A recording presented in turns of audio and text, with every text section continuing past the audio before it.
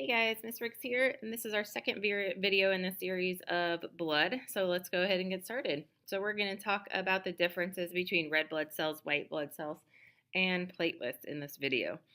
So let's start with red blood cells or erythrocytes. So the main function of these red blood cells is to carry oxygen throughout the body. So all of the cells in our body need oxygen. And so the blood is going to carry this oxygen throughout the body, specifically in these red blood cells.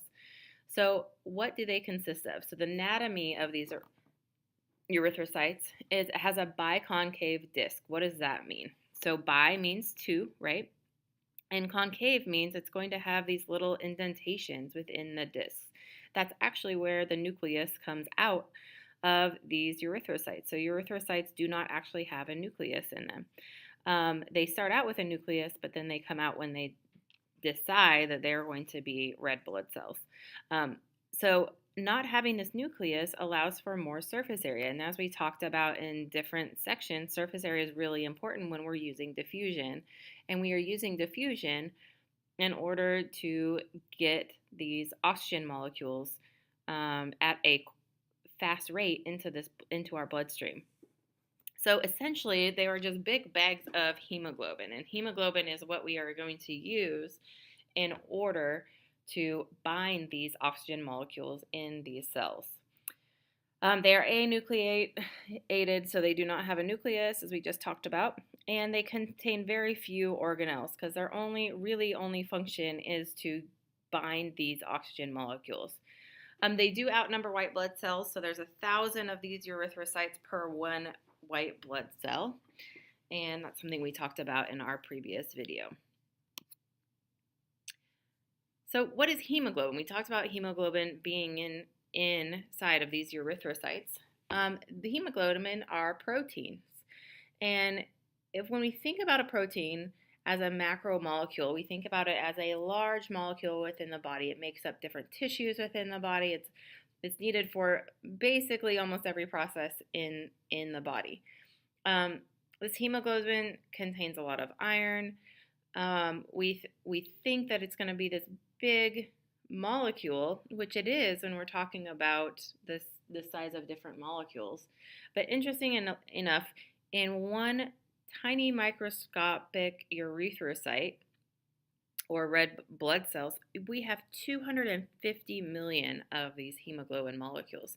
So they are very, very, very small compared to what we think of as a large molecule. But they do bind strongly to oxygen, which is their sole purpose, or the sole purpose of the red blood cell. Each hemoglobin molecule has 4 oxygen binding sites, and each erythrocyte has 250 million hemoglobin in them. So that's a lot of oxygen that one erythrocyte can carry throughout the bloodstream. What about leukocytes, or white blood cells? So they are, again, a very, very small amount of the formed elements in our blood, but they are crucial in our defense against disease. So the white blood cells are basically our main source of fighting off diseases. They're complete cells, so they have a nucleus and they have organelles. They're able to move in and out of the blood vessels, so they can move pretty much wherever they want to move within the body. They just get a signal from that certain part of the body, so it's like a 911 call, and they receive that signal, and so they go to that part of the body to help decrease pathogens or infections.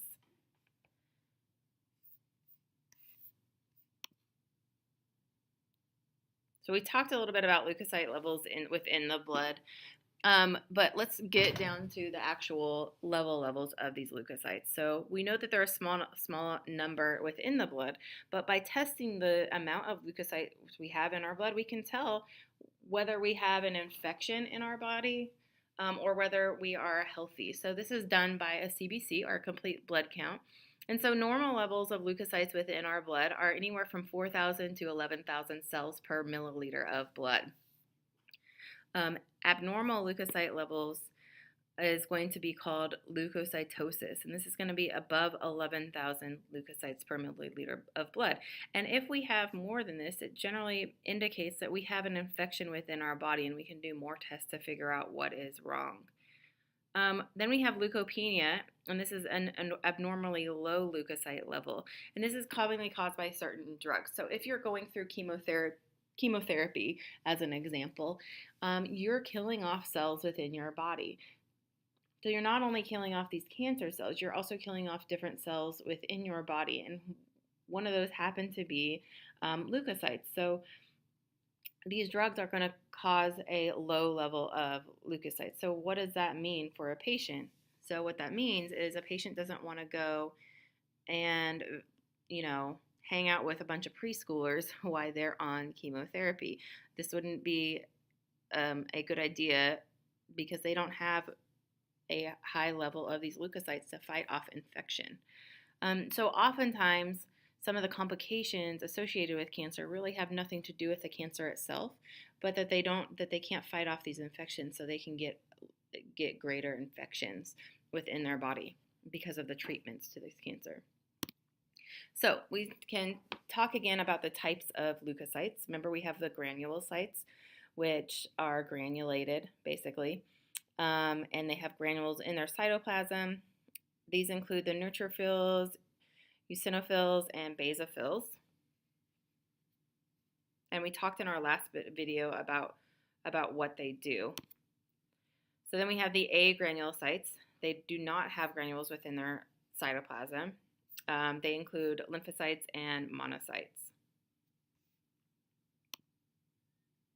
So we'll quickly go through the difference between the granulocytes and the agranulocytes, but we'll start with the neutrophils.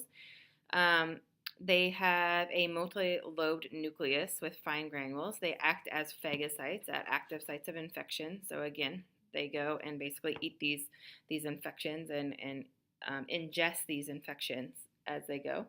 And then the eosinophils, they have large brick red cytoplasmic granules, so part of the granulocytes. They are found in response to allergies and parasitic worms, as we went through in the last video. And then we have basophils. These are histamine-containing granules, and they basically can initiate inflammation. So inflammation is the body's way of fighting off certain pathogens. So this is caused by these granulocytes. Then we have the agranulocytes. So these are lymphocytes, and the nucleus fills most of the cell in these lymphocytes, and they play an important role in the immune response. So again, they play a role in phagocytosis as well. And then monocytes, these are the largest of the white blood cells. They function as macrophages, and they're important in fighting chronic infections. So chronic infections would be anything that would be kind of sustaining within the system. And then we have platelets. So platelets are basically ruptured multinucleated cells. They help with the clotting process. So they can kind of pack these platelets in to wait for other cells to come and fix or regenerate this torn part of our body.